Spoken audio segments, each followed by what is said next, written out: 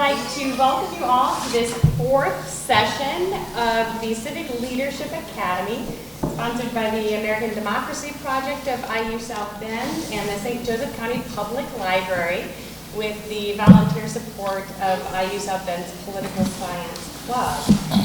This week's topic is the legislative process influencing local, state, and national policy debates. And what we will do this evening is to quickly review the basic procedure by which an idea becomes a bill and then a law at the national, state, county, and city levels. And of course, there are variations depending on exactly what community you live in, but this will give you a very good idea of how that process takes place and where you as a citizen or you as part of a group of interested and organized citizens might intervene in that process. So last week we talked a little bit about contacting elected officials, getting some advice on different ways to do that and the preferences that different elected officials may have.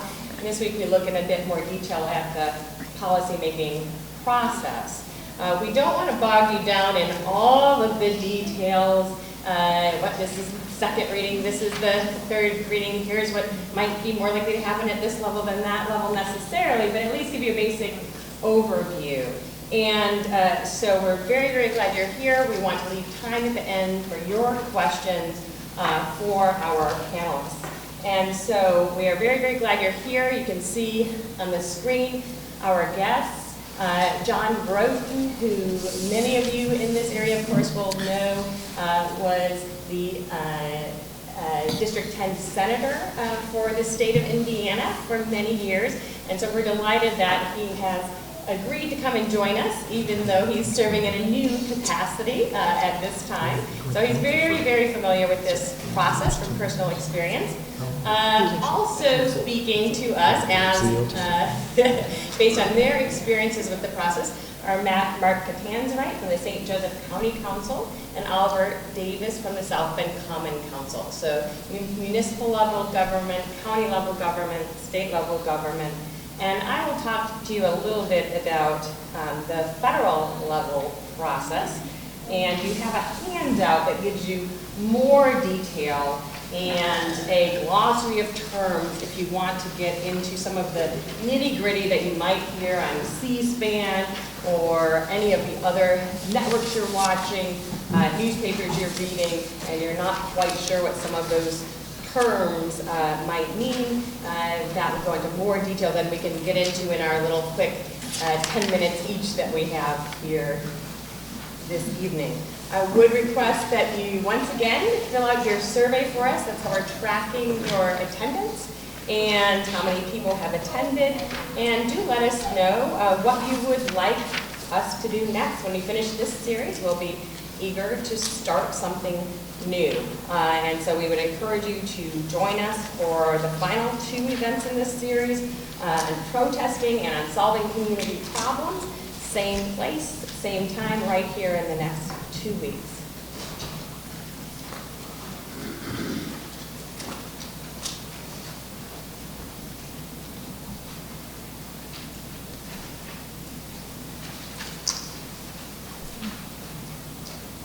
I'm going to minimize that for a moment just so that we can talk a little bit about the federal process of how a bill becomes a law. And what we can see here is that it does start with an idea. And certainly during Q&A, there may be some questions about where those ideas come from and how an idea gets heard, but it really is an idea. Sometimes of one person, sometimes a group of people, certainly sometimes interest groups, lobbying groups, corporations as well, but it could come from anywhere. Then it gets introduced as a bill into the House or the Senate. If it's a revenue bill that's going to require taxation, it needs to go first to the House and originate in the House. Otherwise, it really can go to either chamber. We see then that it will be discussed and debated in committee. And that's where you hear about people testifying. The committee might refer to a subcommittee. They would then send it back to the committee because the subcommittee cannot send it directly to the floor. And then what will happen is that committee that has some jurisdiction over the bill would be able to decide whether or not to refer it to the floor. Most bills will die in committee. Some, it's because a member of Congress might say, oh yes, that ought to be a law. I will introduce your bill into the chamber. I'll be happy to do so. And they know it might not go anywhere. About 95% of bills will die in committee. So not too many are going to make it out to the floor. If they do make it to the floor, there will be a vote and there will be discussion and debate. It's a little bit different in the House and the Senate, with the House having strict time limits and rules of debate, whereas the Senate, you sometimes hear about the filibuster. That's where a member of the Senate can talk and talk and talk, read from the phone book, do whatever they would like to do in an attempt to kill the bill. The Senate can then invoke closure. They can get 3/5 of the chamber to end that filibuster, and that way they can force a vote. There's been a lot of debate over whether or not to get rid of the filibuster. There's also been some recent rule changes that you've heard about regarding, for example, the Supreme Court nomination of Judge Gorsuch, who was confirmed by the Senate after a rule change so that it wouldn't have to be a supermajority, but only a bare majority, 50% plus one. So the Senate can change their rules. They can close amendments or open them. The House, things are a lot tighter. It's a much bigger chamber, 435 versus 100. And so they really are strict in terms of who can speak and that what you put on must be germane. It can't be an irrelevant writer that you just want to put through to bring home the pork, for example, for your district if it's not relevant to the bill. So there are some minor differences, but the key thing for citizens to know is that really at any of these processes, at any of these time periods, you can be calling your members of Congress, you can be calling committee chairs, you can be lobbying with groups and organizations and sending in letters, making phone calls, emailing, signing petitions, all of the kinds of things we talked about last week. It will ultimately need to go to the other chamber. In most cases, a simple resolution wouldn't, but those generally aren't the things that we as citizens are interested in that really change our lives. And then we see that the other chamber will follow essentially the same procedure. If they are successful, and they also pass the bill, there's still another hurdle, which is that both chambers actually have to pass the same version of the bill for it to become a law or an act. And so what happens is they'll go to a conference committee, both sides will fight for their version.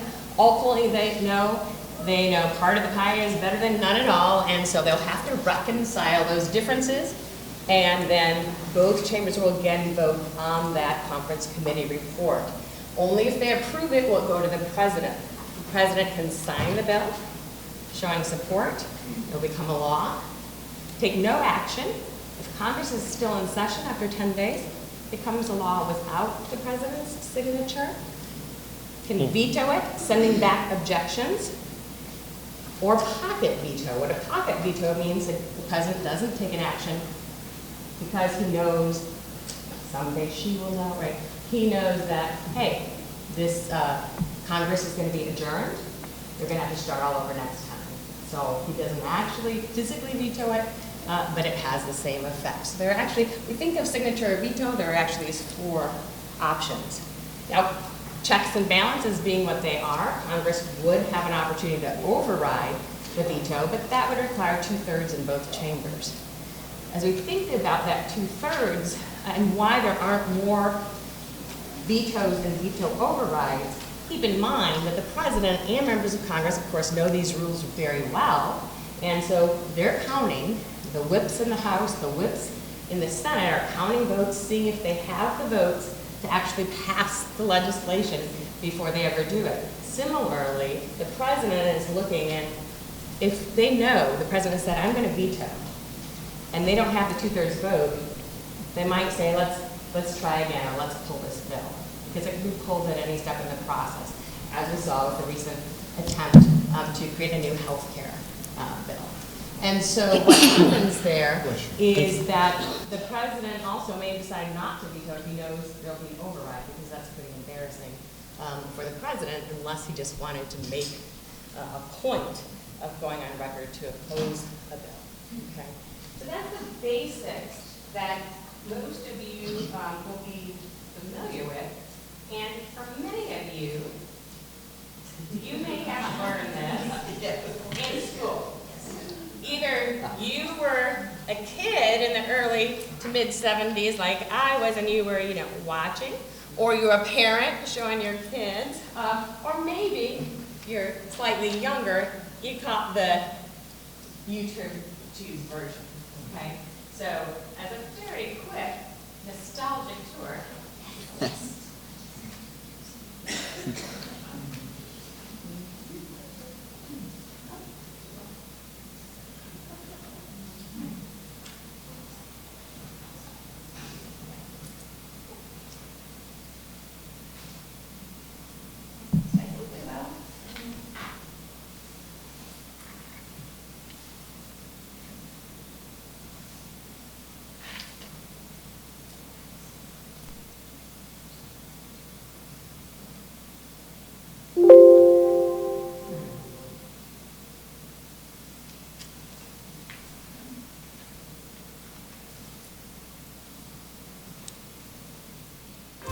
Your body grows bigger, your mind lots power. It's great to learn, 'cause knowledge is power.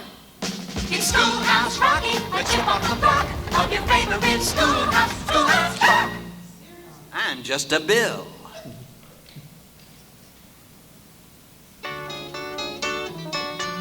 Whew, you sure gotta climb a lot of steps to get to this Capitol building here in Washington. Well, I wonder who that sad little scrap of paper is.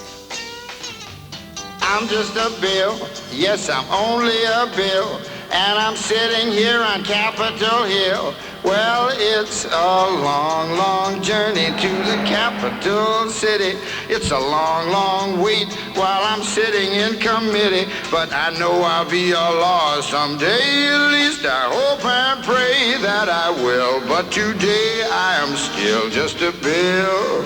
Gee, Bill, you certainly have a lot of patience and courage. Well, I got this far. When I started, I wasn't even a bill. I was just an idea. Some folks back home decided they wanted a law passed, so they called their local congressman, and he said, "You're right, there ought to be a law." Then he sat down and wrote me out and introduced me to Congress, and I became a bill. And I'll remain a bill until they decide to make me a law. I'm just a bill. Yes, I'm only a bill. And I got as far as Capitol Hill. Well, now I'm stuck in committee, and I'll sit here and wait while a few key congressmen discuss and debate whether they should let me be a law. I hope and pray that they will, but today I am still just a bill.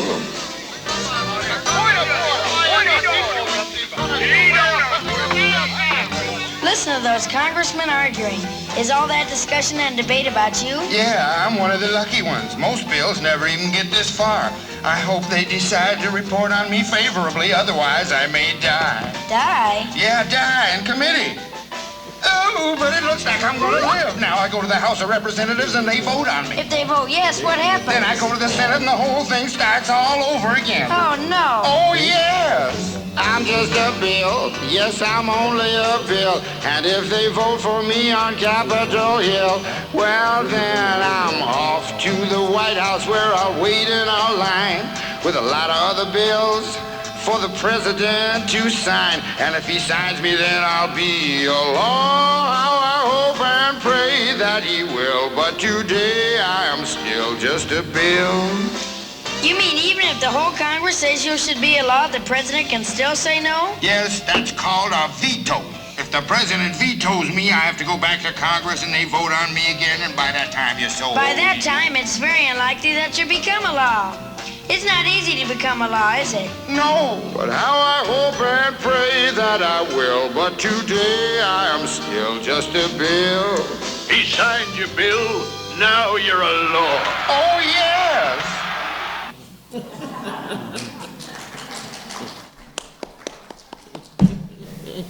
Okay, so Just a bill. Simplified version. Now, there are some other resources online that give you a little bit more detail and also are fun to watch, and I will email this document to everybody. That's one of the reasons we collect those emails. So when we send your next reminder, we'll also send you a link to the information for our Facebook page or pictures and videos, but also to these resources. One of them is a crash course in government and politics by PBS Digital Studio. Some of you who know me know I might be a bit partial towards PBS. It's a good little sub-minute video that complicates things just a little bit. There's also a nice detailed version that goes through and gets at all these terms in your handout and talks a little bit about the fact that there are different kinds of bills and different kinds of resolutions. And it's one of those where the person's writing on the piece of paper while you're watching it. So it's really good, lots of clear words and pictures on the page. So that's a good one if you are ready to think a little bit more about it or teach it to a child who's a little bit older.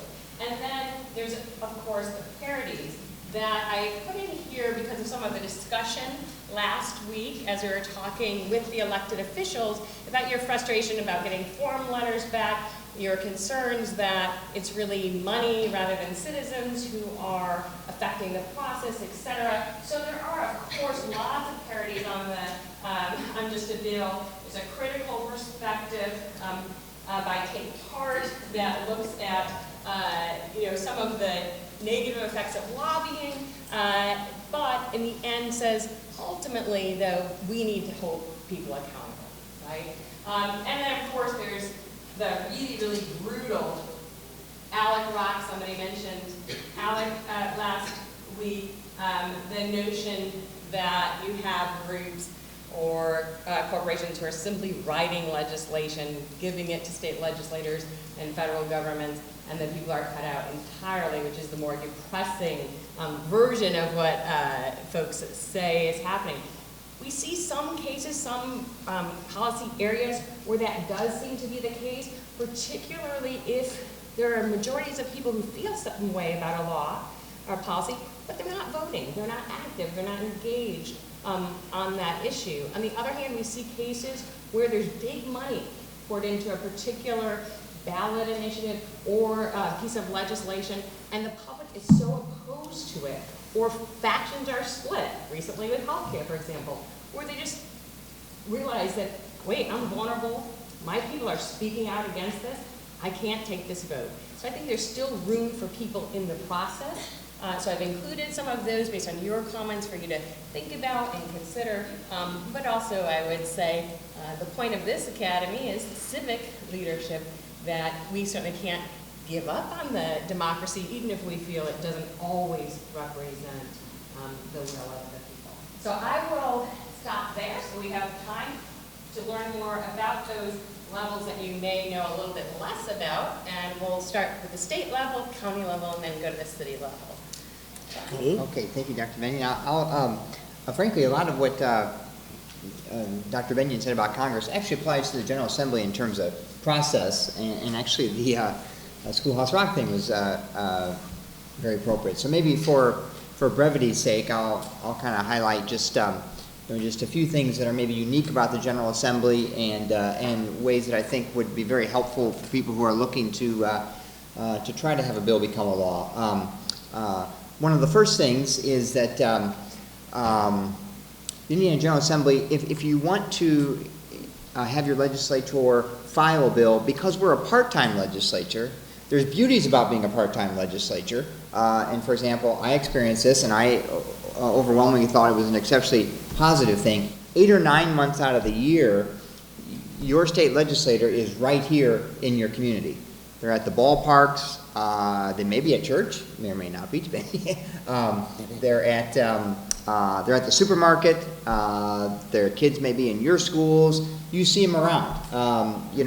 One of the beauties about the state of Indiana is many professions are represented in the General Assembly. It is a true citizen legislature, and it's a true part-time legislature. Now, one of the downsides of that is, if you're like, I want to file this should be a bill, and I want my legislator to file this bill.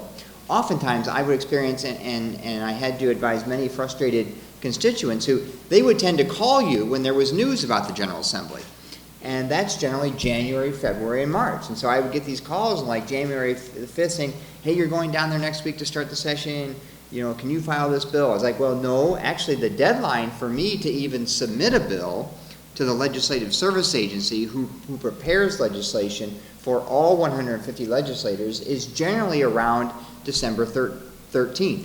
The bill filing deadline may be like January 12th or January 19th, but if you haven't submitted that bill for a fiscal note, for preparation by the attorneys, and so people sometimes would be very frustrated because they'd already missed the deadline when they heard the General Assembly was in session. So if you're interested in a particular piece of legislation actually becoming law, the best time to frankly contact your legislator is when they've kind of just finished a session, or maybe June, July, August, or even September before they're getting ready to go back down. You know, there's still several months but prior to the holidays and such, because in general we would submit our requests for bills before Thanksgiving. It was usually around December 5th or so. You had to have those in to the Legislative Service Agency. So always keep in mind, don't wait until the legislative session starts, because frankly it's too late. Now of course there's always another session, and frankly I see Cheryl Ashburn sitting in the front row, unless you're on an issue that is incredibly hot, or you happen to have a local legislator who maybe chairs a committee or something like that. Seldom do laws that are filed in the very first session become law in that very first session. They tend to have to percolate, and that's just a fact of the matter.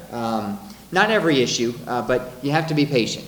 It generally takes, I know some legislation I was very happy to be a part of, which was turning the Studebaker corridor into a community redevelopment and enhancements district, which, you know, now 15, 18 years later, we're really seeing the fruits of that legislation. But that took 3 sessions to get done. The first residential property tax abatement outside of Marion County over in the Eddy Street area was legislation that the late Jeff Gibney came up with. He trekked down Indianapolis 3 or 4 winters in a row with his slideshow and said, here's what we want to do, and we want to have mixed housing, and we want to have retail. And he was with South Bend Heritage at the time. It was before he'd even started with the city. Finally, that became law, but it took several attempts at it. So unfortunately, patience is required. Probably the biggest difference between Congress, well, actually I should add, another big similarity, and there's good and bad to this, but that is, and it was referenced, of course, in the Schoolhouse Rock thing, and Professor Venue mentioned, the biggest winnower, if you will, the biggest funnel that prevents legislation from becoming law is bills getting a hearing.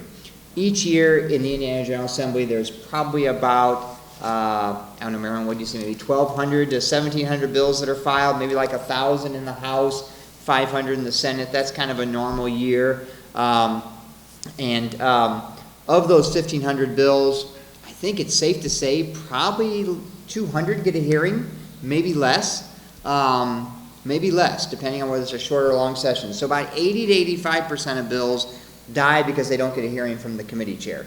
Now, at first I thought, well, this is an outrage. Then when you read those bills, you're like, well, maybe this isn't all bad, actually. So sometimes you're frustrated because you can't get a hearing for your bill, but there's some pretty crazy stuff that fortunately just, you know, stays in a hopper somewhere. But that's sort of a part of the process. I mean, sometimes almost all of your effort needs to be spent on building up either grassroots support, building statewide support, providing pressure points, all on the committee chairperson, because the committee chairperson can say, I'm not going to give that bill a hearing. And if the committee chairperson, if he or she does that, that bill is unequivocally dead in the House, because if you try to do some if you try to do an amendment process in the House, they have a rule called the bill pending rule.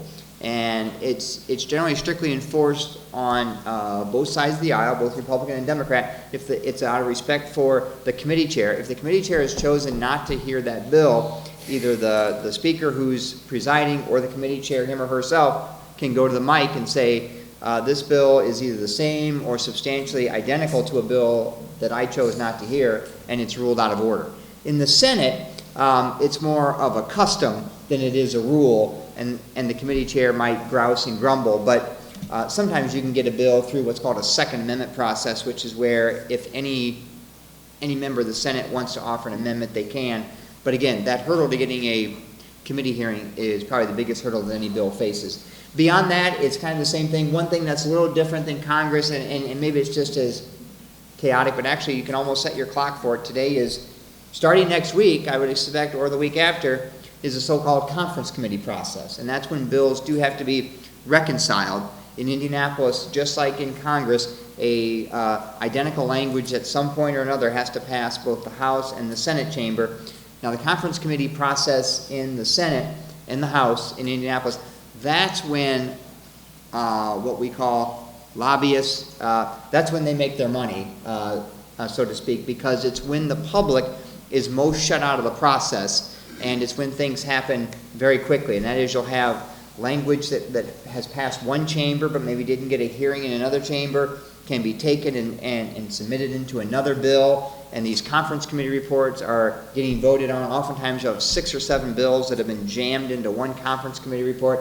Really, the last 2 weeks of the Indiana General Assembly process are when I would get frustrated, and I think a number of legislators did, because things change so fast, they happen so fast, and the public is largely shut out of the process. The conference committee hearings generally happen once, and they're kind of for show, and then after that. So that's when, if you're interested in legislation, it becomes very difficult. While the General Assembly tends to get incredibly high remarks, and deservedly so, for being public, being open, you can watch things. I've been doing it this session a little bit. You just tune in and watch live. Most of the committee hearings are live.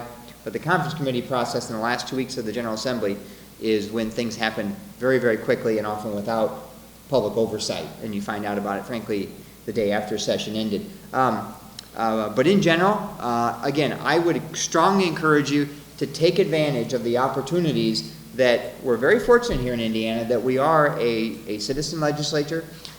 Legislators have pretty bare bones staff, and so you can have a lot of input by interacting with your General Assembly member, and they generally are very accessible, whether it's third House meetings to the chamber, whether it's, I know IUSB always has a breakfast where I don't think it's kept private, always tends to get very good attendance from General Assembly members. Usually it's before we go down to session, and there's a whole host of opportunities. And for example, I always made it a point to speak when I was invited by a group. The Martin Luther King Senior Men's Club would oftentimes invite legislators.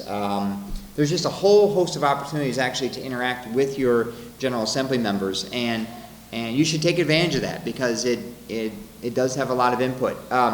So with just ending with a little Mark Twain quip that could apply to the General Assembly, and with about 2 or 3 weeks to go before you can rest assured, he had the great quote, "No man's life, liberty, or property are safe while the legislature is in session." And never could it be said better. So I certainly be happy to answer any questions. That's kind of a broad overview of the General Assembly process. Wonderful. Very, very useful. And now we will hear a little bit from Mark Catanzarite about what might be different or what we should know about county level policymaking. Thank you, Doctor. Much like my counterpart, my colleague, Judge Broden, sitting next to me, much of what Dr. Binion said about the federal process is somewhat applicable to the county process. We also, we're your local branch of county government. If everybody in here pays taxes in St. Joseph County, or any county you live in by chance, you'll be represented by a county council member. So in St. Joe County, there's 9 individual county council districts. So I'm one of 9 members of the county council. And if you pay, if you own a property, if you own a vehicle and you pay a wheel tax, you're represented by a county council person, because we are the persons that legislate how that money is spent. So on the county level, anybody, I think, I'll speak for myself, but I generally think all of us 9 county council members are very accessible. I think last week you had Council Member Diana Hess. Was she here with you, Doctor, last week? Okay. She's one of my colleagues. We tend to be local people. A couple of us 9 are retired, but the other 7 are full-time employees, and we work full-time jobs. So we tend to be accessible. Our phone numbers are easy to get a hold of. You can call our administrative assistant at the county council. And in a minute I'll get up, if Doctor will allow me, I'll show you the county's website, how you can get a hold of the county council through the county website. But we have a very streamlined process. I mean, potentially, if all the county council members agreed and 48 hours notice was given, potentially we could pass a bill and create a law in the county within 48 hours if we wanted to. We don't generally take that route. That might be like a state of emergency that might be declared. So that might be the only time we might exercise that option. But typically, it's about minimally a 2-month process to get something changed in county government. It starts out as an idea. Either a citizen comes forward, like Schoolhouse Rock or any other legislative body. Citizen comes forward, they have an idea about something they want to change or improve, and they get a hold of their county council member, and together with that citizen or with that group, we'll draft a bill, and from that point, we'll take the bill, and if it's acceptable to the person that proposed it, we'll take it to the county council, and we'll introduce that bill at a county council meeting. Part of our rules are a bill has to have two readings before it can be passed into a law in the county. So typically, we had a county council meeting last night. We had first readings last night. So bills that were brand new were given a first reading last night. So we didn't act on those. The presider of our county council meetings is our president. Currently, it's Raphael Morton. He assigned those bills last night to a particular committee. We have 4 standing committees in the county council. Human Services, Criminal Justice is one of them. Engineering and Transportation happens to be my committee. Budget Administration is another committee, and Land Use Planning is the other standing committee. So he'll assign a bill to one of those 4 committees. That'll be heard 2 weeks later at a committee meeting, typically, the last Tuesday of the month at 5:30 p.m. at the St. Joe County Council Chambers, which is on the same level as the City Council in South Bend on the 4th floor of the County City Building. We just happen to have an office on the north end of the building, they're on the south end of the building. So 2 weeks from now, the bills that were introduced last night will have a hearing in committee. If that committee, which is a 7-member group, so 7 of the 9 council members are on each committee, if the 7 members agree to pass that bill out of committee and send it to the full council for a vote at the next council meeting, that could happen. Common bills, because we are county government, we're always constantly moving money around or making appropriations for new hires or changing somebody's budget. So those are what some of the common bills are that we might hear. So that bill will probably leave committee with a favorable recommendation to go to the full council or an unfavorable recommendation. Or the third option is it can be sent to the full council with no recommendation. Something that might be controversial, like a land use matter that not everybody can agree on, might be sent to the full council without a recommendation. So if the bills were introduced again last night, go out of committee the last Tuesday of this month, they will be heard at our May meeting. And our meetings always take place the second Tuesday of every month at 6 p.m. in the St. Joe County, the county council chambers, which is the same as the city council. We share the chambers. So that's the process, essentially. Something more recent you might have heard about was the Human Rights Ordinance. Now, that was a more controversial ordinance and bill. I was one of the co-authors of that with Diana Hess and Raphael Morton. Our city council, these guys were bright light years ahead of us. They passed it a few years ago, and we wanted to pass it, but we finally got the momentum and the support to get it passed. So that one took 4 months to get it out of committee. There was a lot of resistance. There was a lot of controversy surrounding that from other outside interests. But after 4 months of hearing that in committee, it finally got out of committee with a favorable recommendation, and it was passed in February of this year, I believe. So now the county has a human rights ordinance, much like the city of South Bend. So that's kind of the process in a nutshell of the county. We're always welcome to input from citizens. If you want me to demonstrate our website, I can do it now or later. Which would you prefer, Doctor? We'll do it in the next round, and we'll let you have 5 minutes to kind of tell people how they can track what's going on. Sure. You mentioned that people can come to the meetings. Is there a calendar that people have to keep in mind in the way that John Broden mentioned? You know, they're only in session January through April. You better get your bill in ahead of time. We're a part-time county, or part-time council essentially, but essentially we're meeting 12 months out of the year. So you don't have a deadline per se like the state legislature. So we're always, even though we have full-time jobs and we only meet twice a month for public meetings, you can always get a hold of us, and we can usually get something moving pretty quick if it's the desire of the council member you're asking to sponsor something. And just because I represent one geopolitical district in the county doesn't mean I'm only taking calls from my citizens or people in my area. I mean, somebody may not feel comfortable talking to their councilman, or somebody may not feel comfortable talking to me, so they'll call another council member up and say, hey, will you sponsor this bill for me? It does require a county council to sign the bill to get it for a public hearing. So anybody can draft the legislation. We just have to give it a look over by our legal counsel, and he or she will take a look at it and tell us if it'll be legally upheld if it is passed, and if so, then we will take that bill forward and go through our process. Okay, thank you. And now we'll hear from Oliver Davis about the process at the city level and any things that we might particularly be interested in knowing or need to know if we want to make a difference. Thank you, Dr. Binion. It's good to be here tonight with my guest, Honorable Judge Mark Catanza of the County Council. Everybody probably has heard, if you haven't, I do like this phrase from Tip O'Neill, all politics is local. And it really is. When Senator Joe Donnelly votes on something, I can get yelled at in Walmart. When down in the State House votes on something, I get yelled at. School board, I get yelled at or get praised. Y'all in the county council, they don't know sometimes, but they know the city council. They come. Our meetings, last Monday night we got out pretty early, got home at 9 o'clock, which was really nice. About 8:30, the meeting was over, so I talked a few minutes. But basically for the meetings before that, we were getting out at 11:30, 12, 12:15. And I had to get up and go to Coke Quillard in the morning, told the little kids, I'm really tired this morning. But that's the way a city council meeting has been going, because all politics is local.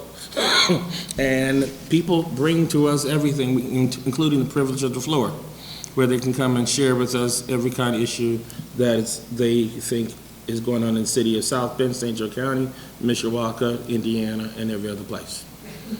And so we have 9 on the city council in the city of South Bend. It's always important to remember that a lot of us have South Bend addresses, but a lot of people do not live in South Bend. If your address has more than 4 digits, it was 1801, okay, that's where mine is, 1801 Nash Street, I'm in the city. If it's 1801 L, 18012, 5 digits, so whatever, you're in the county, even though you have a South Bend address. And that's very important. We ask you to identify yourself before you come, because when you have a county, then this is the guy over here, okay? And a lot of times people believe that because they're in the county, say, well, you changed my property taxes. That is true. The 2 of our councils came together. And so we have people coming from a lot of places that talk. But it's really important to know what district you live in. There's 6 districts in the city of South Bend. And in order to start making legislation move faster, it's good to know which one and where do you live. I'm on the southwest side, basically starting from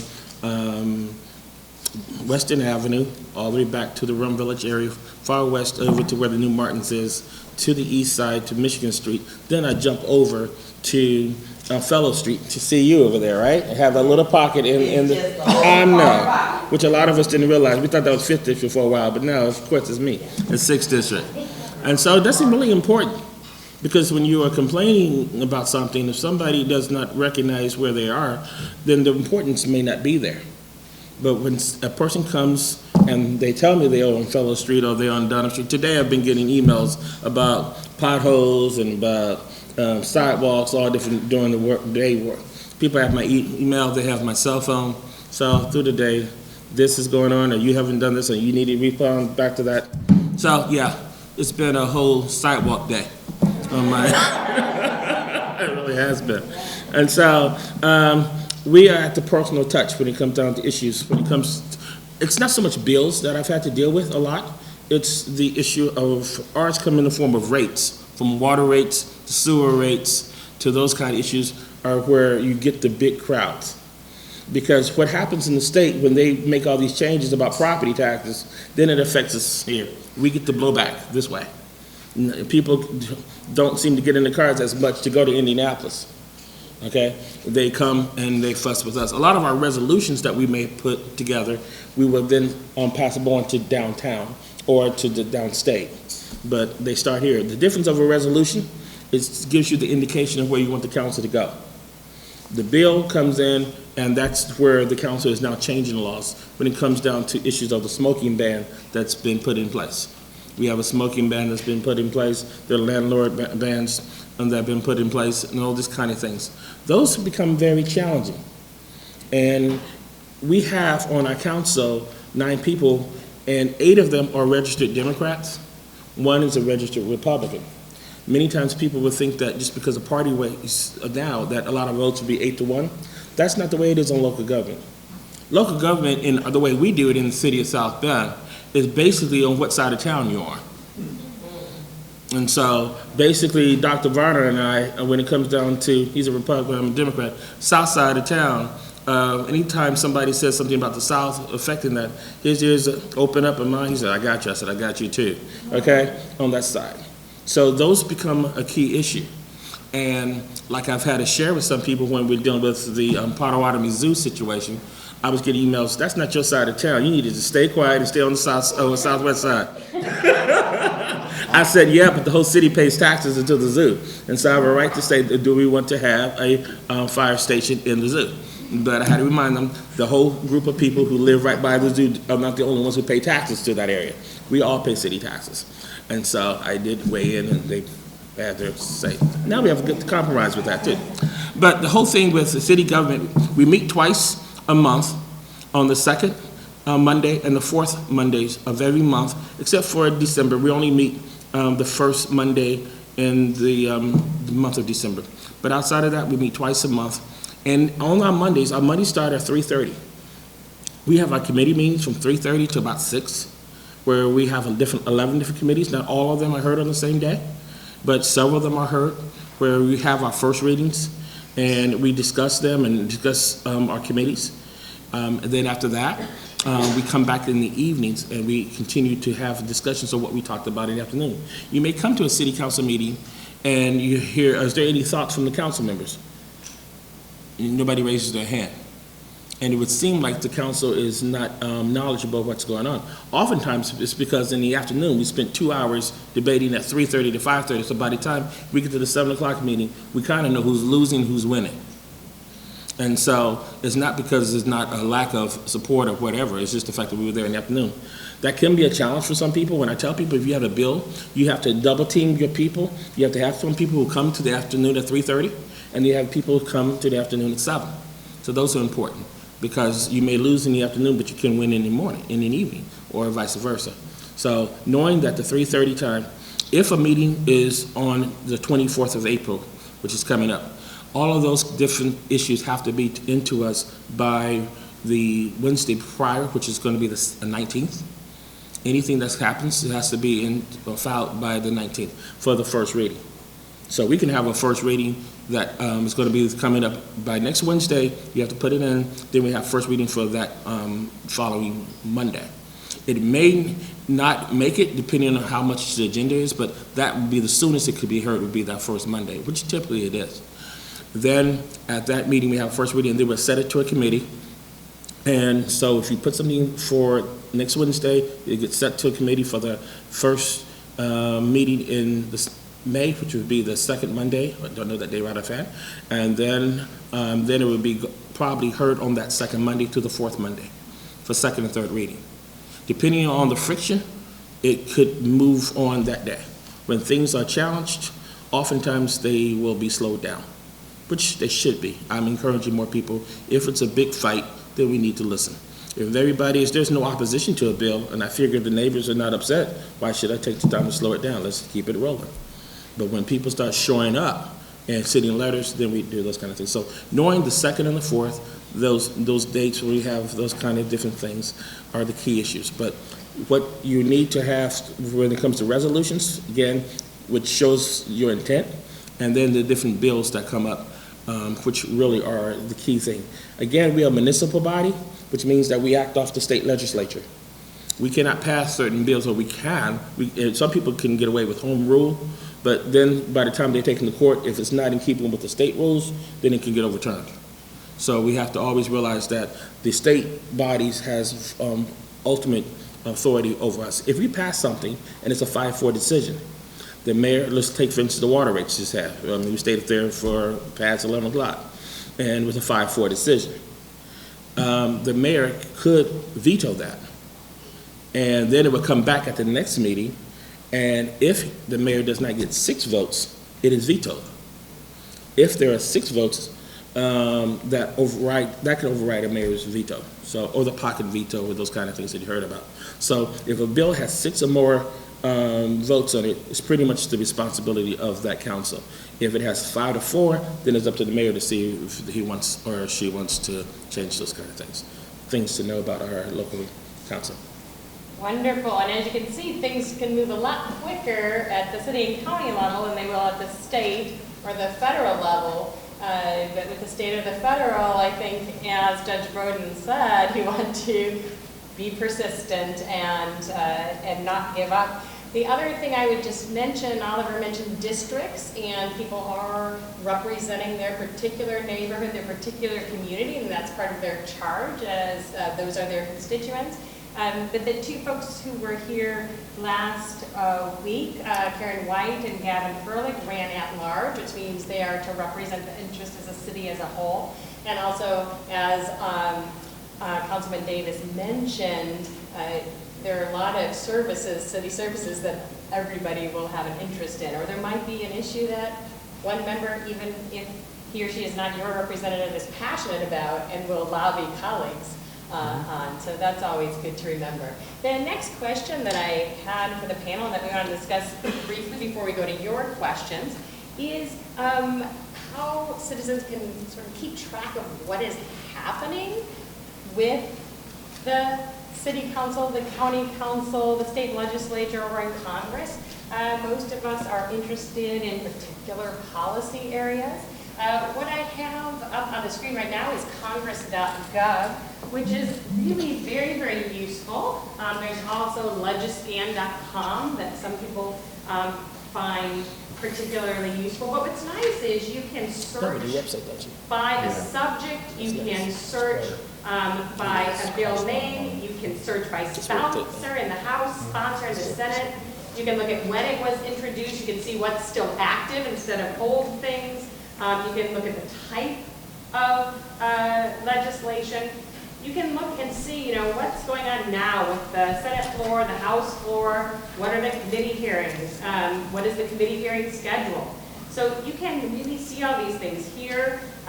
You can not just find your representative, but again, you can search to see what they have actually sponsored. And so it is really nice. It also gives you information how to contact your legislator. And then you can go to Live House and you can see what's happening on the floor at any time. If you don't have C-SPAN, you can just watch on the website. Similarly with the Senate, they have a live stream, so you can actually watch what's going on and follow it right from the comfort of your own home. And so these can be really useful. The other thing that I think is useful is to think about other people who care about the same issues you do. Many groups have statewide and national members who track legislation.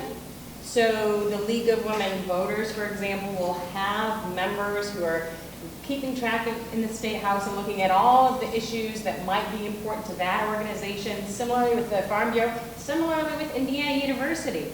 We'll get a regular email saying, here are the bills that might impact higher education. Here's what happened this week in the legislature and what you need to know about.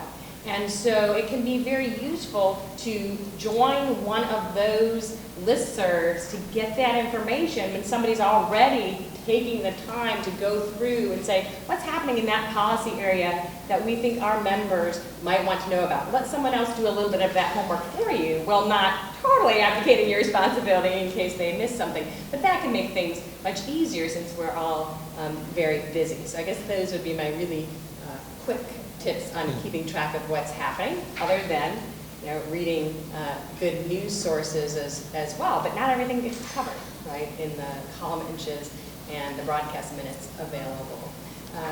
John, in terms of people wanting to follow what's happening, know what's happening, not miss out on a committee hearing they might be interested in, or showing up at the floor to show their support for a bill, what's the best way to kind of know what's happening? Yeah, I was actually just looking at my phone because I usually kind of have these things saved to favorites. But the Indiana General Assembly actually has an outstanding website. It's received many, many awards. And it's basically in.gov, or you can Google Indiana General Assembly. With very few exceptions, I think it's down to like maybe 1 or 2 committee rooms. Basically, every committee hearing is live streamed. You just click on it and you can actually watch the committee hearing. Furthermore, both the action in the House and Senate chamber is live streamed as well, so you can watch that live. You can view the text of every single bill that's been filed. And this, I have to say, the Senate is a little more active than the House this year. The Senate filed 571 bills, an average of about 10 or more per, maybe about an average of about 11 per legislator. 654 in the House, so about 1,300 bills. You can look at the text of every single bill. You can see if it's scheduled to a hearing, see what committee it's been assigned to. You can look up bills that your legislator has filed.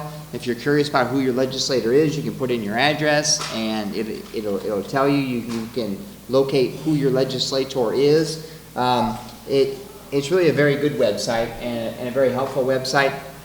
One of the best things I have always found is if you click on the bill action list, it'll tell you, what the roll call vote was if the bill was moving. It'll tell you, whether it's been sent to the House, what committee. If a bill passes the Senate, of course, it gets sent to the House, and the Speaker of the House assigns it to a committee. You can see whether a Senate bill that passed the Senate chamber, how it's moving in the House.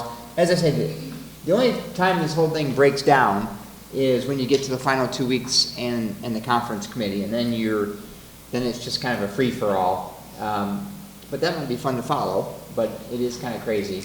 But it's an excellent website, and I would strongly encourage people to, just tune in every once in a while and see what's happening. And it's a very good way to follow the General Assembly. So you can see there, just searching for Tim Wesco, House Republican, Ryan Dvorak, House Democrat. You can see sort of what they may have sponsored, what their names are on. So if somebody tells you, yeah, I'm going to do that, and then you look and say, hey, nothing ever happened there. Or what did you actually put in that I lobbied for? So, and you saw right away the Watch Live feature that Judge Broden mentioned. So, great website. You can do lots of searches. It's a very good website, yeah. We just launched our new website, stjosephcountyiindiana.com. Recently, it was kind of controversial because it was expensive, to the tune of $70,000, and the county commissioners wanted it, and they put the bill on it. You might have to type it for all you guys. See how efficient. But I have to admit, it's a much better website than we previously had, easier to find, other than our names along. That's the home page, and if you want to see individual departments, you click on this area and find an individual department. Many people use the services of our health department. They want to know about our history museum. These are the basic county departments of county government. Judge Broden's area would be the courts. Some folks have to use the courts. Here's the circuit court, which he presides over. I haven't seen your website yet or your page. We're very happy with it, seriously. It's helped a lot already for people that have questions about when their hearing is, where they need to go. We've noticed the website is very helpful. On the government side, this is the governing board of the county. Much like Oliver described, once we pass a bill into law in county government, it becomes an ordinance and it moves on to the Board of Commissioners. The Board of Commissioners in St. Joseph County are the executive branch of county government. They're kind of the mayor of the county. It's 3 individuals that divide that power, and they either affirm our decision and pass an ordinance we pass, or they can also veto it. We've had some recent things where they vetoed it, and it, just like the city council returns back to us on a county council and having a 9-member board, our rules state we have to have a 2/3 majority in order to override a commissioner's veto. So the same thing can happen to us. But here's the county council. If you wanted to find out more about your county council members, here's our meeting schedule. Our public hearings are always at 6 p.m. Second Tuesday of every month, where our committee meetings are always held at 5:30 p.m. on the fourth Tuesday of the month. If you want to see our agendas and our minutes, there's a list of our 9 county council members. You can click on myself, for example, and you'll see there's my number that I hold with me. That's my home phone number. There's my address. If you want to know if you live in my district, you click on District G, and the map of my district should show up. I haven't done it this way. Oh, it's print size. That was surprising. It may be too big. We'll see. That's actually for printing. I'll go back. And one of the questions it asks you is, how do I find out? Oh, darn. Here's my county council number. So you can click there, and similar to the state website, you can either look at the map and figure out where you live if you want to do that, scroll down and dial in where you live, or you can go up here and type in your address. I'll put my address in.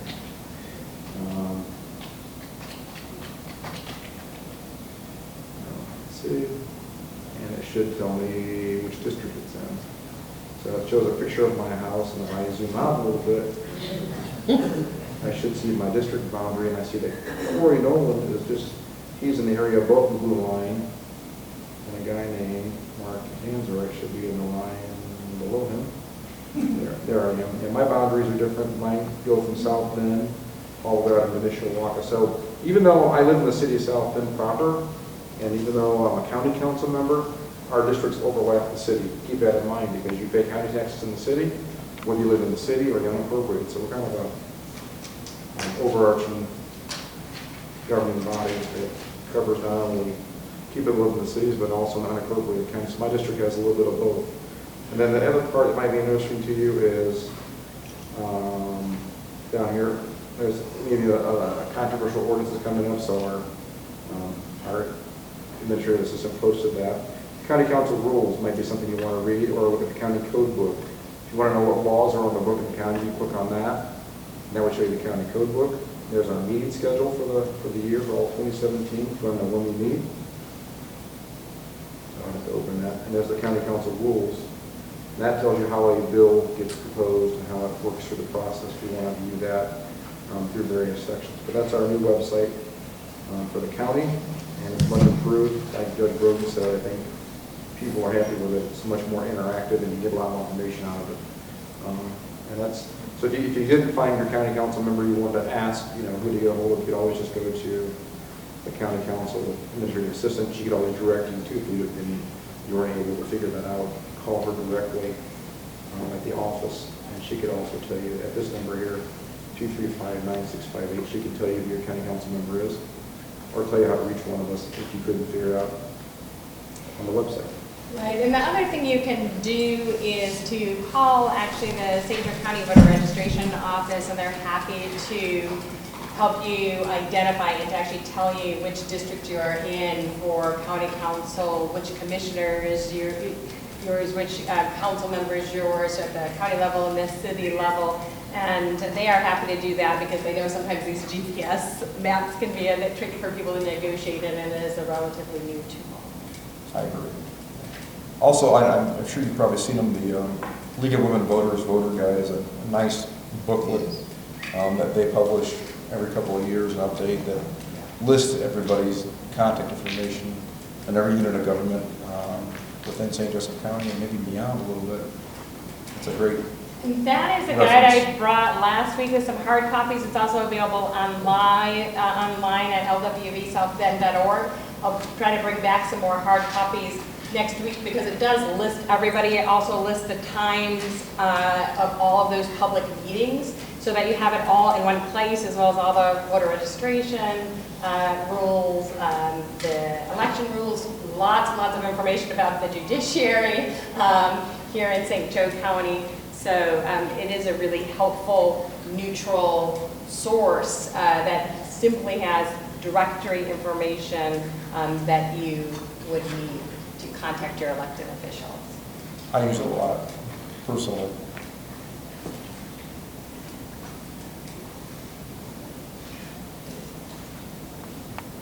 All right, Right, and so now Oliver is going to take a few minutes to talk to us a little bit about keeping track of what's going on in the city council, and then we'll take your questions. So be thinking of those in these next few minutes. Thank you. You can go to your southbendin.gov, and you can click onto the Common Council.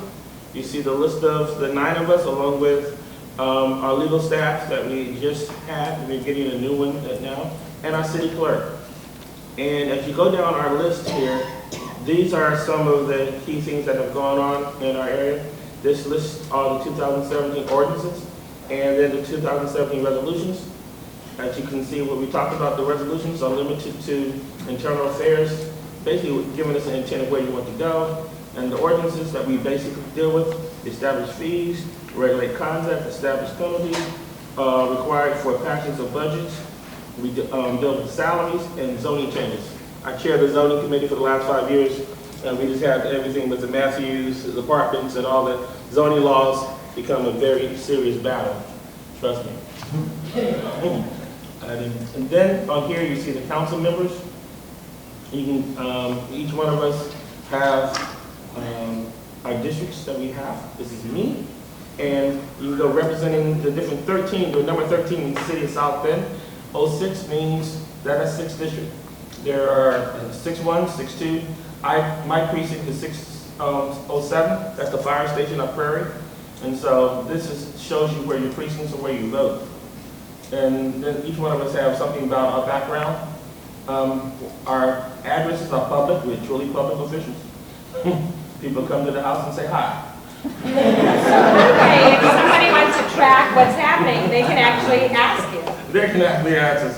I mean, my cell phones and telephone numbers and all these things are there. I went over to the city. We also have a Facebook page, many of you know about. And you can go on our city, South Bend, if you're on Facebook, go there and you can log into different issues and comments that we follow. I personally, myself, keep everybody up to date with what goes on in my life or a lot of things. I have mine that says Councilman Oliver Davis speaking up for South Bend. People come on there and say things. That's my personal one for people to come in. So you have city council members that do that. Some will do that part of it. Others will, the main one is for everybody. And then of course we have this. Twitter, as President Trump, we all know, has already found out, is the new way of life again. Social media is the way people are contacting a lot of us through emails, through text messages, social media, sharing their thoughts. So even years ago, if the paper didn't endorse you, you were done. Now social media is really the way that people turn on the news and find out what's saying yes, or who said no, or those kind of things. So these are some of the key ways to track us. Okay. There's a close out here, so you want to see all my stuff. All right, wonderful. So now we move to your questions. Squeak. When Judge Roden was talking, he talked about laws. Mr. Cantor mentioned codes, and Albert Davis just mentioned ordinances. Can you guys kind of clarify the differences? I know the codes, you can't put a campaign sign or a realtor sign on your parkway or your tree lawn, but what I tell people is against code, they say, I don't care about code. Is that a law? I mean, Great question. And I will repeat it because this will also help for anybody who will watch later on video form. The question is that she heard law at the state level. She heard the word ordinance at the local level. She heard the word code at the county level. And sometimes someone might say, well, I don't care what code says. That's just a code enforcement issue. I'm not breaking a law. And so are all of these, is an ordinance or a code a law? Is there different language that's used at different levels? And is it meaningful in a way that citizens should understand? Your Honor, want to answer that?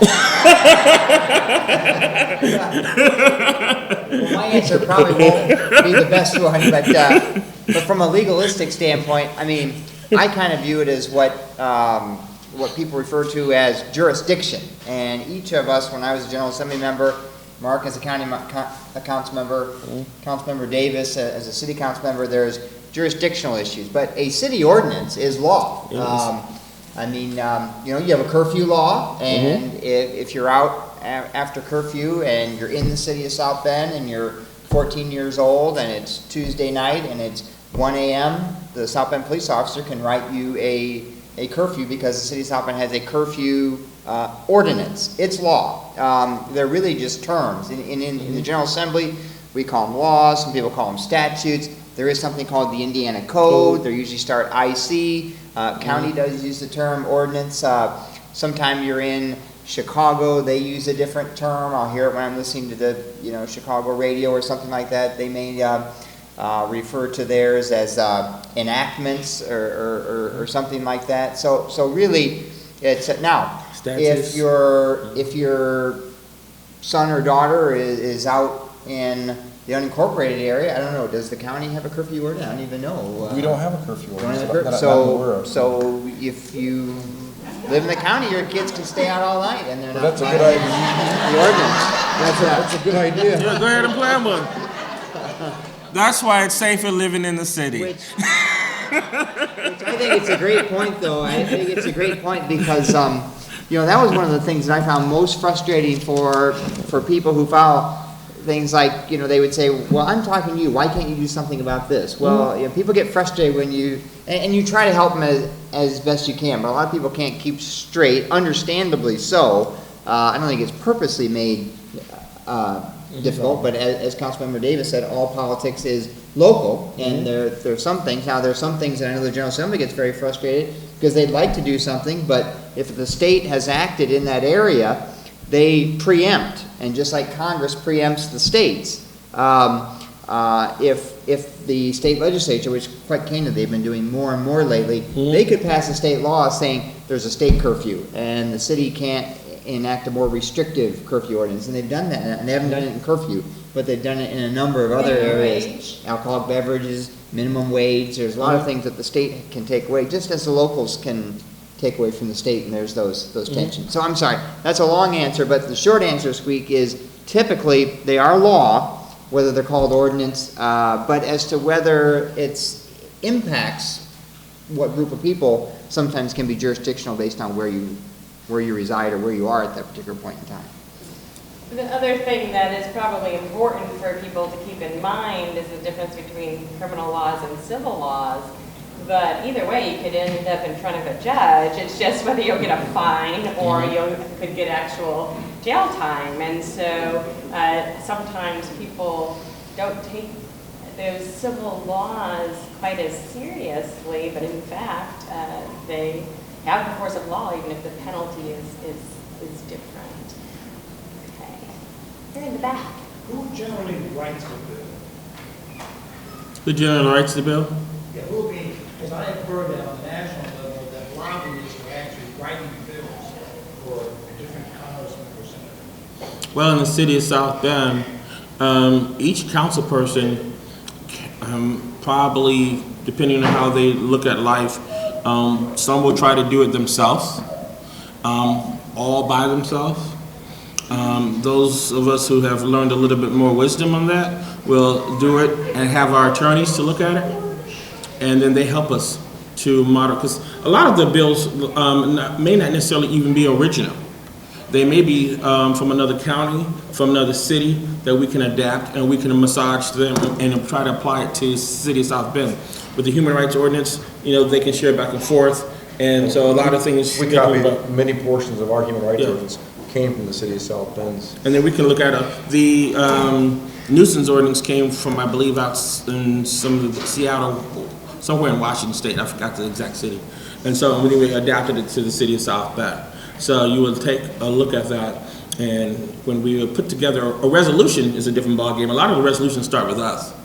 And because again, it gives us the intent of where we want to go. It doesn't have to everything be what's the law. And this is where we like to go. When you're getting down to ordinance, you need to know what state law, and is this in agreement with state law, or if it's not in agreement, if it's challenged, again, if somebody violates it, what's going to happen? We put this law in place and they violate it, and it comes before the circuit court, will we have any teeth to hold it? If it's just something that somebody may say home rule, and they're looking at the Indiana code. And so typically that will trump us, or go over us in these days. I don't like to use that word. Some of you may be familiar with Valerie Shea. When she ran for council, she really had one policy that she was particularly interested in, which was getting rid of breed-specific legislation. So that pit bulls weren't treated differently just because they were pit bulls, but it was more conduct and behavior-based. And so she looked at different policies in different places, the communities that had policies that she wanted to be more like, and then use that to draft the bill, just as Councilman Davis was saying. And so that's quite often what happens at the local level. Now, at a state level and a national level, particularly in controversial issues, we do have some groups who will say, here's a model bill, and occasionally that comes to light because they forget to take off the logo of the group that provided it, or to change the name of the legislator or the state. So occasionally that happens. From my understanding is, in the Indiana General Assembly, that's by no means a majority of bills that are passed, but what would you say to that? Well, the one that's been most notorious, and perhaps what you may be referring to, and they're not the only group that does it, but there's a group called the American Legislative Exchange Council, ALEC, and they're known for having seminars that attract many legislators. They happen to be a conservative group. I'm sure there are liberal groups out there. They either haven't been as successful or they're not as organized, but they will put together what they call model legislation on a whole host of issues. It's all fair. I mean, there's nothing illegitimate about it. I mean, you can be a little upset that it kind of lacks originality, that people are just, cutting and paste. Now, from a formal standpoint, no bill can become law in the Indiana General Assembly without being first submitted to the Indiana Legislative Services Agency, which is a nonpartisan entity made up of lawyers who are bill drafters, and that's really to make sure the Indiana Code conforms and that the terms are consistent. They do an outstanding job. But if you're a legislator who has gone to an American Legislative Exchange conference or something like that, and someone has given you model legislation, you can simply hand it to the legislative services attorney, who will tweak that to make it comport with Indiana law. But that has happened. But as Dr. Benyon has said, it's by no means the majority, but it does happen.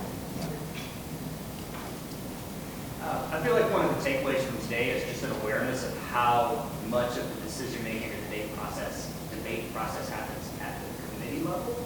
And I wondered if Mr. Tantra and Mr. Davis would comment on, if I wanted to offer input at that level, it sounds like we should, what does that look like? When we watch the news and we see what it looks like at the full council, I'm standing at a podium and I have a few minutes at the microphone. But committee sounds a little more mysterious. Does it look the same? Is it something more written? Like, what should I be doing if I want to do that? Let me quickly repeat the question, just in case folks who may do this later can't hear it. So our previous question was about who actually writes the legislation. This question is about the fact that it sounds like a lot of things happen in the committee level, and the committee level is very important.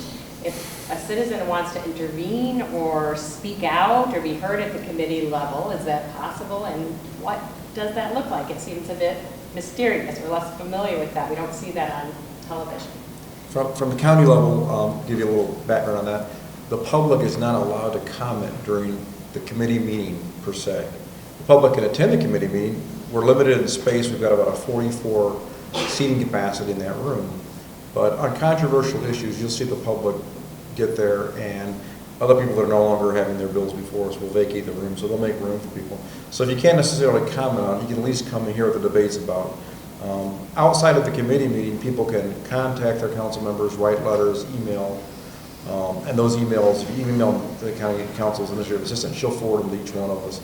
But there really is no process at the committee level when a bill's in committee from the county council perspective for the public to be able to speak about it. That takes place at the public hearing, which is when the bill comes out of committee, or if it comes out of committee. When there's a public hearing, we listen to people who want to speak in favor or against a bill, and we allow them typically 3 minutes per person to speak about their issue with the bill. Prior to that, though, let me say, we would have gotten phone calls, letters, emails sent to us from groups if it was a very controversial issue. And we listen to that and we help use that information for us to make a decision on how we vote that night. But on the county council level, there's no provision for the public to speak. The only people that are given that can speak is the sponsor of the bill, or if it's a land use matter, the person that's coming to us for a land use issue, they can speak. And then we as council members can ask them questions.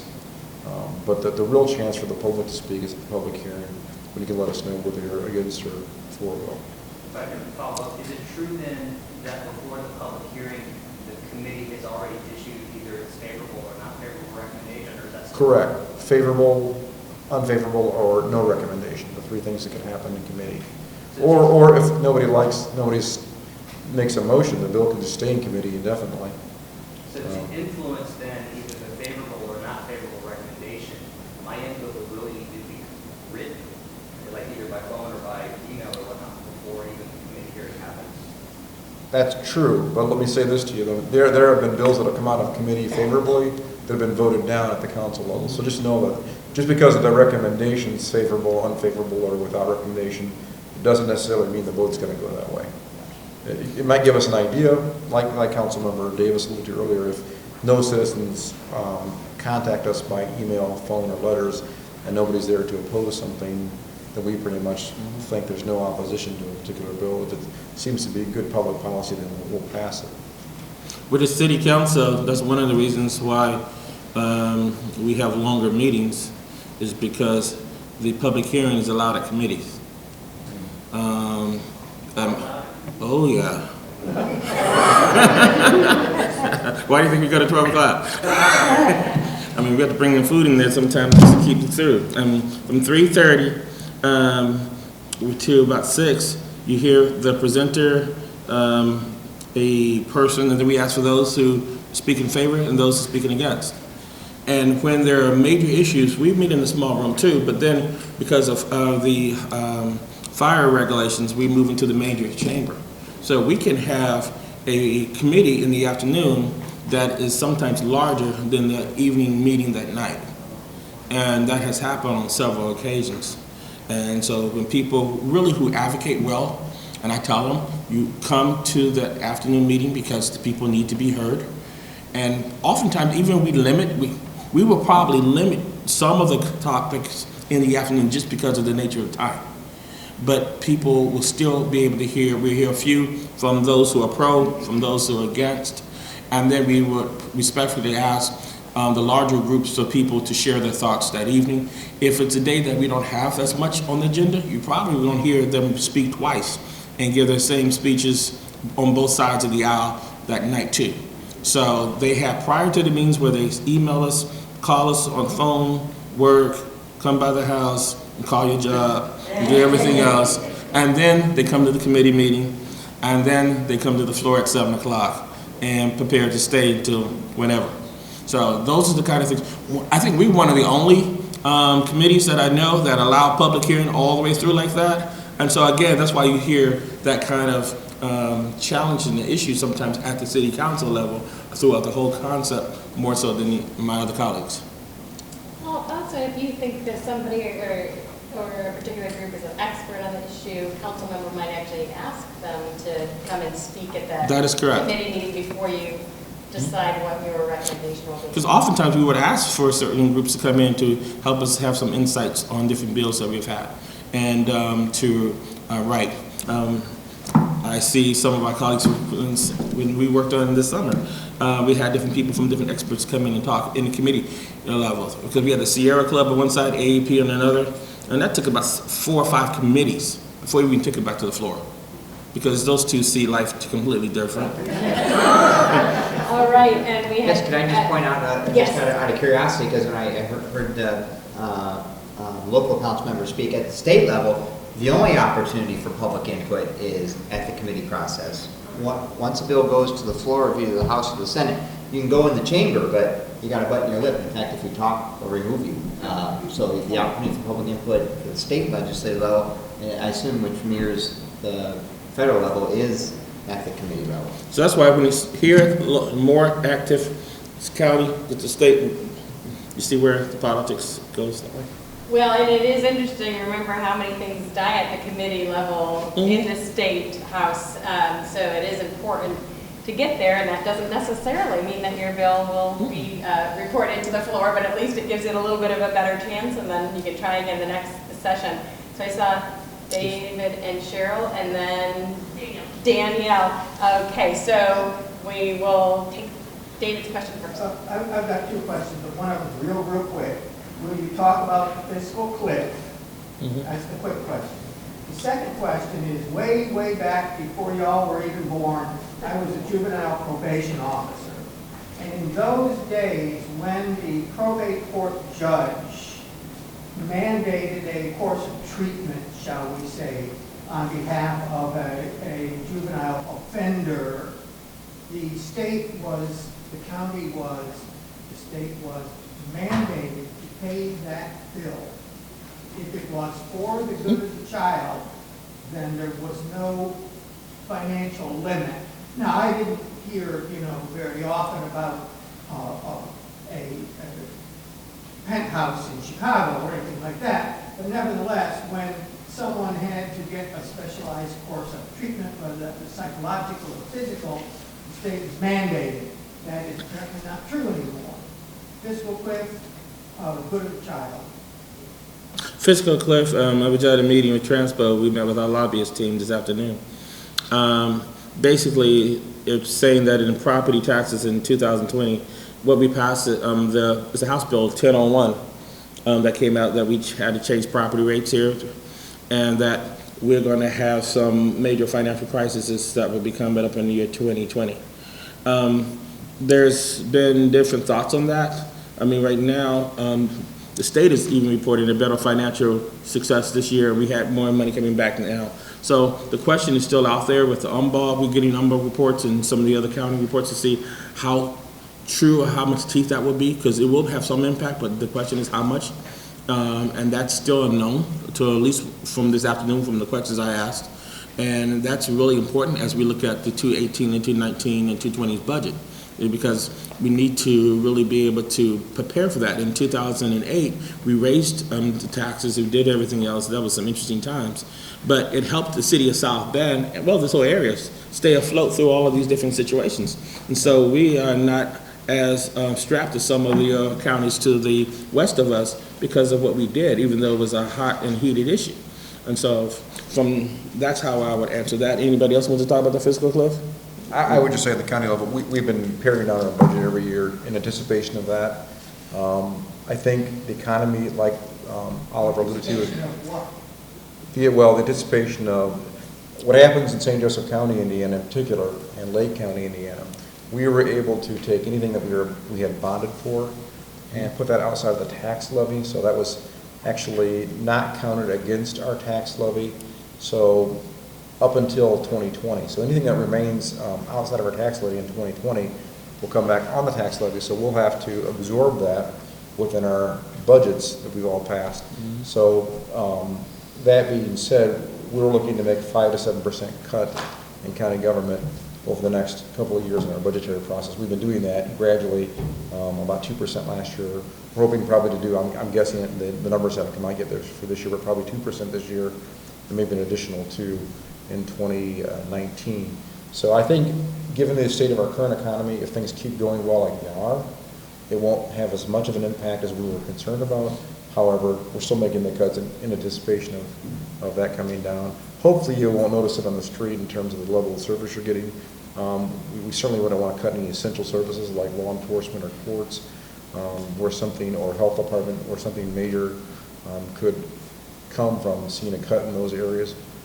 You might see it in maybe leisure activity or parks, which you hate to say you're going to cut maybe in a park, but is that essential to people's health and well-being or their public safety? Maybe it's essential to our well-being, our mental well-being, to have good park facilities. But you might see decisions being made that trying to prioritize what is important and what is not. And just to get back, I don't want to take much more time, but the gentleman's question about committee debate, county council, a recent example of where a bill hasn't even been introduced yet, we revamped our county animal control ordinance. And that was a controversial, lengthy 4, 5, 6 month meeting process with interested people and stakeholders at the meetings. And so we haven't even got that. It just got introduced at our council meeting Tuesday night, last night, the ordinance of that. So citizens had a chance, and groups that were interested and stakeholders had a chance to actually have input on crafting the new animal control ordinance in St. Joe County that'll be introduced. It was introduced last night. They'll be voted on in May or whenever that happens. And I do want to stand corrected. I made a mistake earlier. I erred when I said we don't have a curfew ordinance in the county. We do. I used our county's website and looked it up. It predates me on the council, and I've been around for quite a while, but it predates my tenure on the council. But we do have a county curfew. What time you have to be in bed? 11 o'clock if you're under. Oh, cool. If you're under 15. But as far as the question about juvenile probation, the juvenile court judge does make the order for where he wants the juvenile to be detained or treated, and the state was on the hook for those bills in the past, but I think the state law changed that and put it back on the counties, if I'm not mistaken. And I don't know if Judge Broden can speak to that or not. Yeah, very, very briefly, the state took the county welfare property tax levy away, so the state sends the money to the local units. The big change has been, it used to be the probate judge could say, I think this child would be best served if you replaced at this home in Arizona. If the state has crammed down what they pay providers, and so they've limited the providers. So now if a juvenile judge sends a child to a placement that's not approved by the state, then unfortunately that's when the county's on the hook, and a lot of these placements are like $300 per day. It's been a loser for kids in St. Joseph County. It's probably been a benefit for kids in some other counties. Services in St. Joseph County at the local level were very well supported. Some other counties were not so helpful to their juveniles, so there's been winners and losers, but the state's taken over child welfare. What I'd like to do next is to, with the panelists' permission, get the questions that people have, and then those who are able to stay and want answers to those questions, we'll extend time for 10 minutes or so to talk about those. We will not stay beyond 8:15, but we can hear what questions they'll be answering if everybody is okay extending time, 10 to 15 minutes. Yeah. Okay, and we had Cheryl and used to be in that long Danielle meetings. and over here. Okay, and okay, these 4 questions. So your questions first, and then we'll get the answers. I just wanted to say, you say lobbyists write things. Well, I think John will agree. We handed you the bill that we wanted, the students and I who helped me with food stamps, and we actually handed them a packet with information and a bill. So it's not just lobbyists who can hand a bill.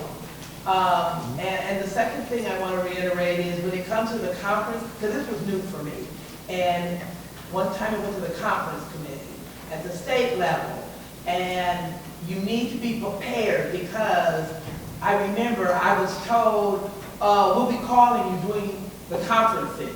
And I got like 6 calls, and there was a state representative who was assigned, and he'd come out of that conference committee, and he'd call me on the phone, and he'd ask me a question.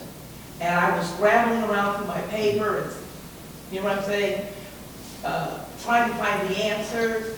So if your bill gets through the Senate, and it gets through the House, and it goes to committee, you need to be ready to take a call from someone in that committee, because they will call and ask you questions. And I wasn't ready for that.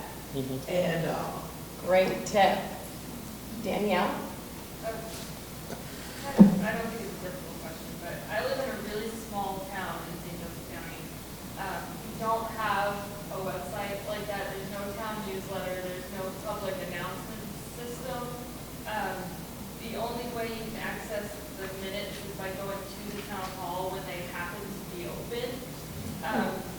Is there any rule about how public the minutes have to be? And then the second part of that is, most of the time the town council meetings are just consent agendas, and they're like 6 to 10 minutes. So how can we find out what's going on when that's the only public information we get? Okay, openness in government and government transparency. I would check with your We'll get the questions and then we'll get your Gotcha. answer. So save that thought. Who's that state, what's the guy's state? Luke Britt. I just want to get back to the fiscal cliff question. Because all of you have been through the process, especially in the what are the chances of ever getting some of that funding back? I realize it went into the state constitution. I just see the devastating effects it's having on our school budgets, on every aspect of our lives. Is it hopeless? So the question is about the fiscal cliff again, because those property tax caps are put into the state constitution, is there any hope of getting any of that money back? What can local communities do in terms of funding their schools, libraries, et cetera? And we had one up here. Yes, what I asked is something to go about, and I was just asking what the public servant to give us a tip or best practice, so when we're contacting people or coming to the hearing, what is the best way to get you all, your residents, to give us a good board or bill or whatnot? Okay, so building on last week's session, but with a completely new set of elected officials, what is the best way to approach an elected official to really have them hear you and to have the best opportunity to actually influence their decision-making and behavior in the policy-making process? So we have about 10 minutes, and some of these are pretty quick. So we'll first start with this idea of public transparency, public minutes. What if your process happens so quick that you can't even get there before the consent agenda has been passed and there's no website? Thank you all for coming in, and please leave your series. We hope to see you next week. Okay, so extended questioning. John? Well, I think Oliver and Mark both had a very good suggestion. Luke Britt is the public access counselor, if indeed there may be issues as to whether they're not in compliance with public notice requirements and that type of thing. Furthermore, if the town, irrespective of their size, if they're taking any action that impacts people by way of a law or anything like that, there are rules that are in both the state constitution as well as the state statute that have to be followed. Now, someone has to challenge them, you know, if they have a problem with it, but that's why the city council, county council has things like the legislature has like first reading, second reading, third reading. There are requirements that have to be followed. If you don't follow those, your law can be stricken down. Luke Britt. Britt, B-R-I-T-T. Yeah, he's the public secretary. He's the state. IN.gov, PAC, Public Access Counselor. I just pulled up, he's on the state website, you can get a hold of him. And you tell him this, what's the situation, give him a summary, and then he'll respond back to you. Okay, awesome, thank you. Formal complaint form is available online, right there. Wonderful. The next question was about that fiscal cliff. It's in the state constitution, the property tax cap. Is there any hope of reversing it, getting that money back, or do the local levels need to be more creative, and to what extent are your hands tied? So the key way of reversing major legislation is on election day, whether it's primary or whether it's the fall. And that's just the nature of what happens. When you have, that's what's going on from the national level right now, as they try to reverse different things with the Affordable Care Act. And so that's the major way, because when people come in, state of Indiana right now, basically has gone red. And it's, even in the State House, when you have 40 to 10, the chances of you dealing with legislation that's going to be reversed is very limited. And so you have to figure out a way, if you're going to do that, is to suggest something that a person on the right can see some differences. And there was a resolution that just came before the city council regarding the gun legislation. I voted against it with NRA. Can you believe it here? I'm a Democrat doing that. But the reason I did is because of the fact that I want to challenge some people on the left to have to craft legislation that's not so far to the right in the state that we have in Indiana, because then they're not going to hear you. What's the need of passing something on the city level, something to the far left, and you get down on the state, they're not going to even look at it. You know, you got to say to them, we may not necessarily come completely over, but how can we have a bipartisan issue on this? So let's work to craft some legislation that's going to be heard. And let's not have a big celebration over legislation that is going to be to the far left and the state of Indiana is not going to pass. So we have to be more creative from the left, recognizing that we are in a state that's on the right and helping our people on the right to be able to deal with things. That's why I brought Dr. Varney in when he came to Sierra Club. Say, how can I present this bill to you, I'm far on the left, that you're going to listen to it and you're on the right? And he gave me some pointers to look at. And I started working on crafting a legislation, something that I would not have done if I was in a state that was all to the left. But recognizing where we live and trying to have some working relationship, which is almost a thing of the past now when it comes to politics. Okay. I would say your question is an excellent one. I would say to the extent you're interested in the issue, your time would be much better spent looking at creative ways to come up with different revenue sources for local units of government, because the property tax caps, as you noted, were done through constitutional amendment. The constitutional amendment process takes 5 years at a minimum. The identical language has to pass 2 different sessions of the General Assembly, and that doesn't just mean back-to-back years. It means 2 differently elected sessions of the General Assembly, and then that only puts it on the ballot to be voted on at the next election. So even if things go as smoothly as possible, it's a 5-year process. Secondly, as Councilmember Davis pointed out, the practical situation is it passed with like 80% of the vote. So, I mean, even if you had some sea change in the General Assembly, you have to change people's minds. So, you know, things that I think are you know, you do see local units of government generating public will to support additional school referendums. There are things like a food and beverage tax. There's different ways to raise money for your local units of government outside of the property taxes, and that has to be where time has to be spent. Cool.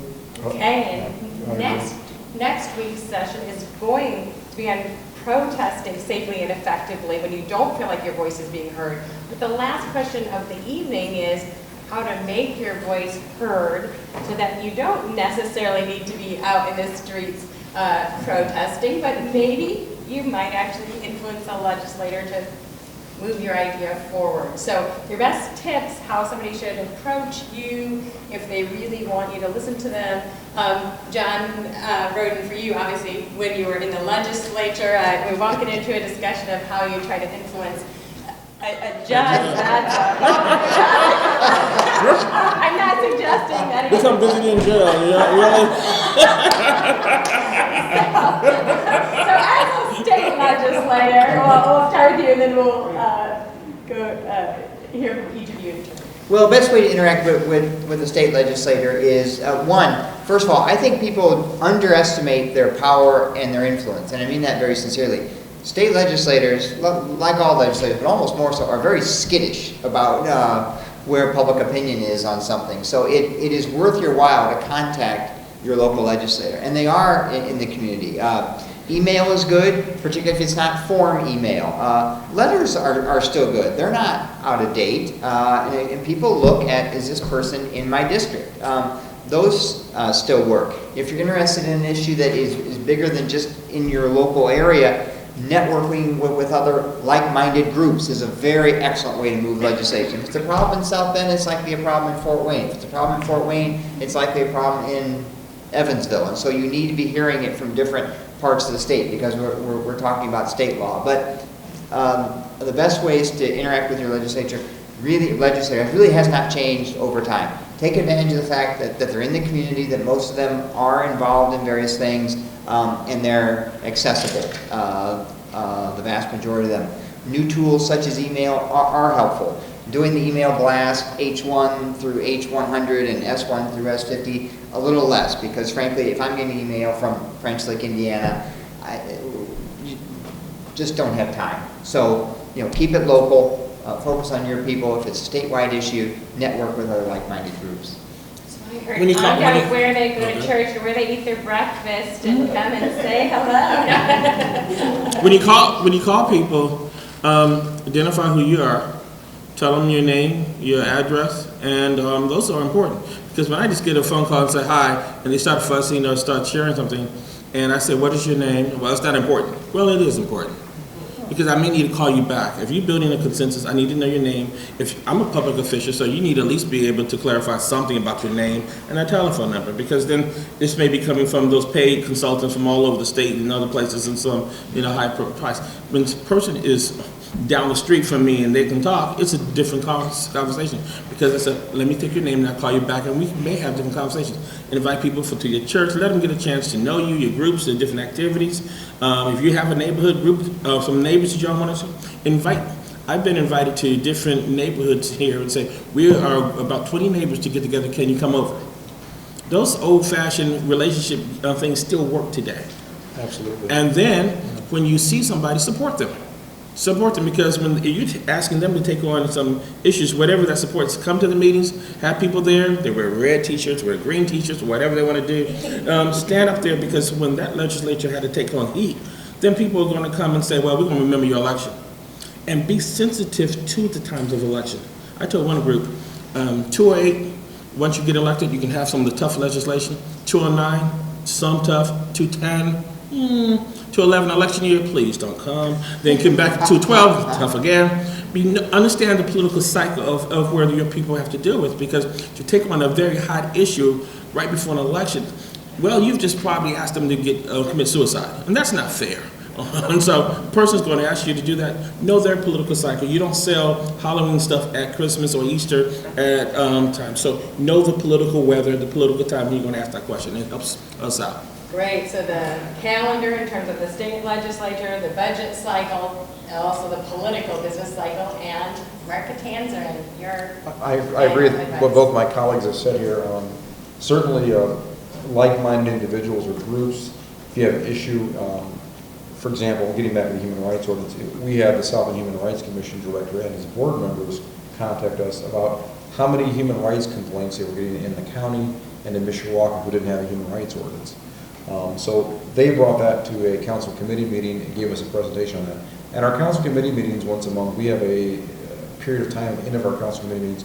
We allow people, if you have an issue before you, you've got a leaf problem in your neighborhood, you've got a neighborhood issue with a neighbor with trashy property, or if you have a group you belong to and you want to come give a presentation to us, we allow 15 to 20 minutes at the end of each one of our council committee meetings for a group to come in and speak to us about whatever issue they want to. But he's had to schedule with our administrative assistant, and our council president is usually very open about doing that. And that's usually kind of a launching point of somebody wanting us to make a change to an existing ordinance or to create new legislation or a new ordinance. So that would be another way of doing something like that. Obviously, like John said, snail mail is great, still very popular, still very effective. Emailing or getting a hold of our staff. Our staff does not get a hold of us. And again, all of us council members, my home phone number is on there and my address is on there. So it's not uncommon, like Oliver alluded to, people will knock on your door, people will stop you at the grocery store, or they'll call you at home, and we're open to all those means of communications because we pledge to be accessible, and that's part of what we do. I think it is interesting that one of the lessons that I'm also hearing, thinking back to last week and this week, is some of the council members want you to connect with them on social media, others by email, others enjoy like the hard copy mail and your handwriting that's very legible, and so asking them how they wish to be contacted or asking others who have been effective in working with them might be a good idea. Okay, final? Yeah, can I just interject something real quick if you don't mind? Like Judge Burton was saying, the one thing that you also have to know is there are 800 members at the state level, and you can call your senator or your rep on the state level to an 800 number. But the other thing to remember would be they each person that you're contacting, if you contact a legislative assistant, and that's usually who will end up with the messages, they serve more than one legislator. It's not like Congress where they have multiple people in the staff. A state legislator will have a staff person that he or she shares with one or three others. And that legislative assistant also does work such as staff committees, do some research, and they take care of a multitude of things. So it is, if they don't call you back at between 8 and 5, generally, especially during session, it might be 8 or 9 o'clock at night because they're still working as well. So keep that in mind when you're looking for answers or you're looking for information. It's going to take a while when they're in session, especially during conference committee, because they're doing other things, but the 800 number is available. Just leave your name and which legislator you want to leave a message for, or they won't know that either. Great point. The state legislative aides are overworked, and they might take some time to get back to you. So a couple more things come to mind from last week, which is be persistent, but not pestering, and be polite, that everybody likes to be treated with respect. And so that brings this session. Might I just bring up one more thing? Sure. And just keep in mind, this is a off-election year in our county. There's no elections taking place this year. Some of you may want to run for office. That's another way of getting involved. And on the county level, we have elections coming up again in 2018. So half of the county council will be up for re-election in 2018, as well as some county commissioners. So if you're interested in running for office, learn more about that. You've got a couple of years to gear up for it. That's another option for you to get involved or to have your point of view heard, is to get elected to office. City council comes in 2019. All the city council members, the clerk, and the mayor is up in 2019. We are lacking diversity on the county council. It's a bunch of guys that look like me, except for one woman. And we have one African American, but we need more diversity on the county council. So I would welcome more women, more people of color, more people of diversity to come to the county council and join us. We need some more help. The League of Women Voters Guide, again, I'll try to bring some hard copies of the 2017 edition and put them out on the table again next week. It also indicates when everybody is up for re-election. So thank you so much for coming. Please leave your survey. Next time we'll take out some of those events that have already passed to give you more time to share your ideas about what we should do in the future. And let's thank our panelists.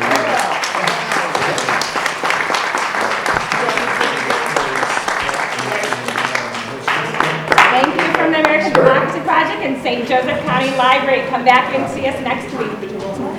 Dr. Benton, would you take a picture? Yes. Anybody else?